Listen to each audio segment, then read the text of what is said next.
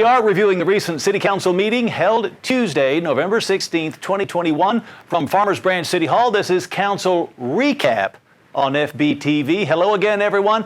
I'm Jeff Brady. Okay, so you may have guessed, we've changed our format slightly to be more of a review than preview of the City Council meeting here in Farmers Branch. So during the next few minutes, we're going to review the City Council agenda from Tuesday night's meeting and hopefully provide a little more context. Now, this was a long agenda. There were 25 separate consent items. So it'll take a few minutes for us to get through all that, but hang on, because we do have a couple of interviews that will provide a lot more context toward the end of this program. Okay, so here we go. Agenda item I-1 was to adopt criteria for use in our 2021 redistricting process. Agenda item I-2 was to adopt guidelines for persons submitting specific redistricting proposals and providing comments. Agenda item I-3 was to approve council meetings from the last meeting, October 19th. Agenda item I-4 was to consider board and commission appointments for Animal Shelter Advisory Committee, Art and Culture Committee, Senior Advisory Board, and Zoning Board of Adjustment, Code Board of Appeals. And agenda item I-5 was to nominate Essilor of America, Inc. to the Office of the Governor's Economic Development and Tourism through the Economic Development Bank as an enterprise project and take appropriate action. Agenda item I-6 was to authorize staff to execute an advanced funding agreement with TxDOT for enhancements to be constructed at the Valley View Lane and Valwood Parkway at I-35 intersections in conjunction with the TxDOT Phase 2 widening of I-35. Agenda item I-7 was to authorize the purchase of recreation center fitness equipment from Techno Gym. This is, by the way, more of the same equipment that you've already seen in our recreation center. This is Phase 2 of that enhancement. Agenda item I-8 was to authorize the purchase of 25 firefighter bunker coats and bunker pants from North America Fire Equipment Company, our fire department. Agenda item I-9 was to authorize a contract with Groves Electrical Services, Inc. for the installation of entry monument signs at Midway Road at IH 635. And you've already seen these monument entry signs, so this is another one of something similar here in Farmers Branch at a major gateway into the city. Agenda item I-10 was to authorize our city manager to negotiate and execute agreements with Crowder Gulf LLC as the primary vendor, TFR Enterprises as the secondary vendor, and DRC Emergency Services as the tertiary or third vendor for possible disaster debris removal, reduction, disposal, and other emergency debris-related services in the event that we need those services. Agenda item I-11 was to authorize a full and complete release and quit claim of a 15-foot wide storm and sanitary sewer easement located within Lot 3, Stanford Corporate Center, filing number 2. And agenda item I-12 was to approve a detailed site plan amendment for our friends at Dallas College Brookhaven campus, including but not limited to construction of a brand new building and also the renovation of an existing building for an early college center, which they want to construct on a 192-acre site located at 3939 Valley View Lane. Agenda item I-13 was to approve a detailed site plan amendment for an office warehouse building for Synergy Enterprises, Inc. on an approximately 1.52-acre tract located at 13100 Sinlac Drive. Agenda item I-14 was to award a unit price contract to Roadmaster Striping, LLC.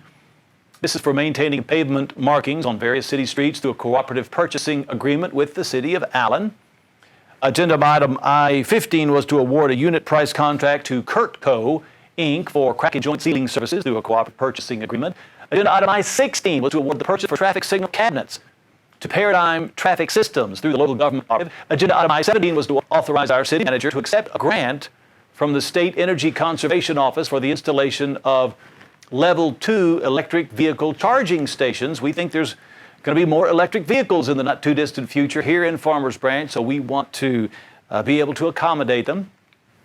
Agenda item I-18 was to authorize our city manager to accept a grant from the State Energy Conservation Office, LED lighting retrofits, putting more LED lighting in city facilities. Agenda item I-19 was to reappoint Natasha Singh, MD, to the MetroCrest Hospital Authority Board. Agenda item I-20, we're on 20 now, I-20 was to cast a vote for Michael Hurt as the fourth member of the Board of Directors of the Dallas Central Appraisal District. Agenda item I-21 was to authorize the city manager to approve an agreement with Depot Pro Institutional to construct 2 fountains at the Mansky Library through the U.S. Communities Government Purchasing Alliance contract in the total amount of $382,330. Beautiful fountains which will enhance the front facade and yard at the Mansky Library. Agenda item I-22 was to authorize a design and plan contract with Fries and Nichols, Inc. for Mansky Library bank reconstruction and stabilization on the backside of our Mansky Library. Agenda item I-23 was to authorize our city manager to execute a contract for veterinary services with Dr. Kimberly Millick-Heinfield. Agenda item I-24 was to approve an agreement for the adjustment of municipal utilities, that's AAMU, in connection with the I-35 Phase 2 project. And finally, I think this is a record for our city council, this many consent items in one meeting. Agenda item I-25 was to approve a contract with Teague, Nall and Perkins, Inc. to provide project administration, civil, landscape, structural, and electrical services for the improvements to Hoya Playground at Hoya Park. And we'll have a lot more on Hoya Playground, what it is and what it's going to do for our city coming up in just a few minutes. Other items that were discussed on the regular portion of the agenda. Agenda item J1 was a public hearing designating a tax increment reinvestment zone, zone number 4, in fact, for approximately 778 acres of land, generally located along the area that corresponds approximately to the study area of the I-35E Corridor Vision Study, plus the Valwood Park residential area east of I-35E and west of Dennis Drive within the city of Farmers Branch, Dallas County, Texas. Okay, agenda item J2 was a public hearing adopting a multifamily development policy, amending the City of Farmers Branch comprehensive plans, which provides direction regarding new multifamily development within the city, including, but not limited to, guiding site layout, building location, density, open space, and even building design.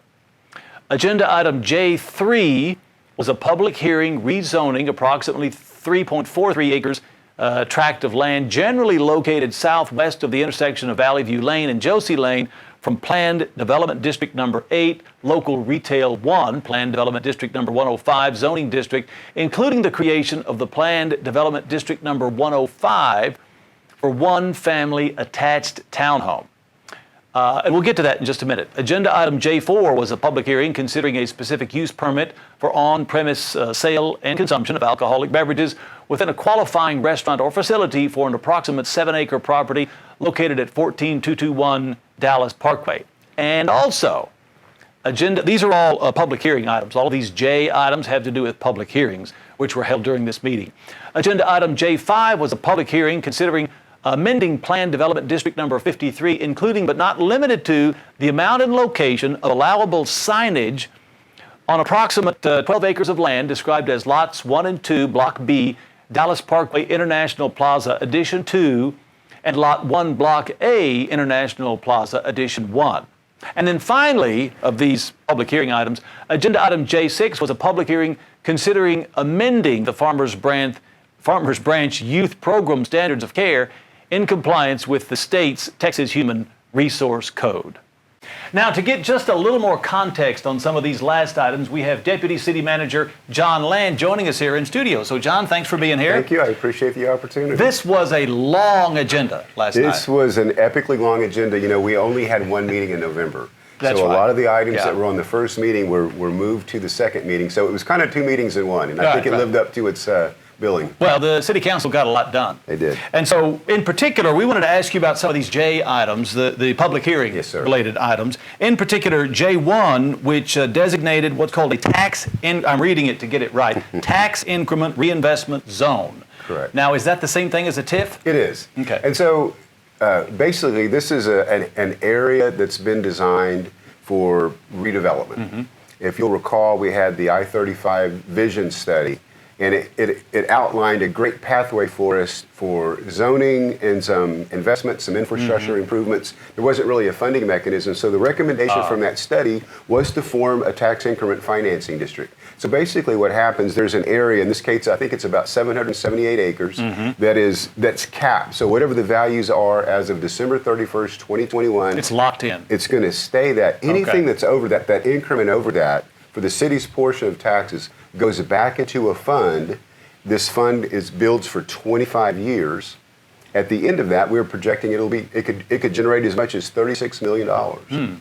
Now, it will take a while for that fund to build up, but those dollars will be put back into that district. They can only be used in that district for things like infrastructure improvement, road improvement, Capital land assembly. Yeah. You can even use it for economic development incentives. If there was someone who wanted to tear a building down and rebuild it, there could be incentives to help with that. And this is a common mechanism? It is. And we've done it before. This will be our fourth tax increment financing district.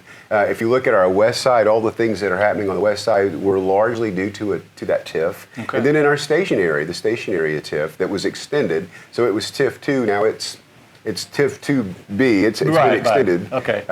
So we're seeing a lot of successes as a result of that. And this will be another one. It will. I'm sure. Okay, so one of the other items we wanted to mention is J3, and this was a rezoning. And by the way, these were all approved unanimously. Correct. This is a rezoning for about 3.4 acres at Valley View and Josie Lane. Yeah, so this is on the southwest corner of Josie and Valley View.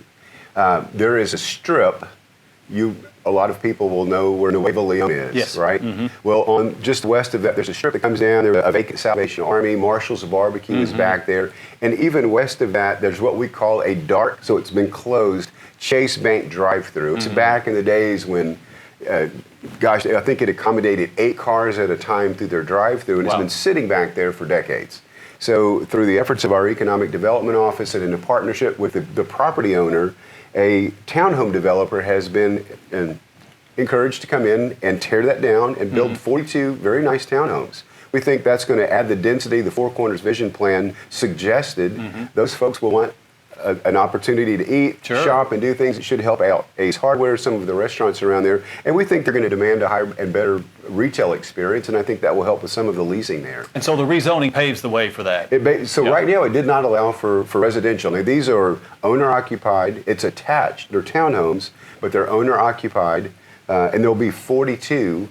The general value of each of those homes is around the high 300s, low 400s. It should be about a $17 million project once it's done. And if you think about what's sitting back there right now, it's a vacant drive-through that sat back for decades. Non-productive. Correct. For the city. Okay, well that's helpful. And let's see, one of the other items had to do with signage. Yeah. So J5 had to do with allowable signage at Dallas Parkway International Plaza. Yeah, what can you tell us about the signage? So right now, according to the planned development that particular building is in, they have reached their maximum signage for that building. Exterior, we're talking about big company corporate signage. Tollway facing signage. Okay.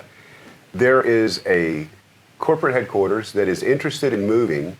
The reason they like the tollway is because of the visibility, but there's not an opportunity for them to have a sign on it. We don't have an issue with them having a sign on it. The property owner wants a sign on it, but the way the planned development district was written, it's already reached their maximum amount of signage. So working with our planning team, our economic development office, and our legal team, we were able to find a pathway forward where everybody could agree. So the great news is Interstate Battery was in the audience last night. You heard it here. Interstate Battery. Designed for them.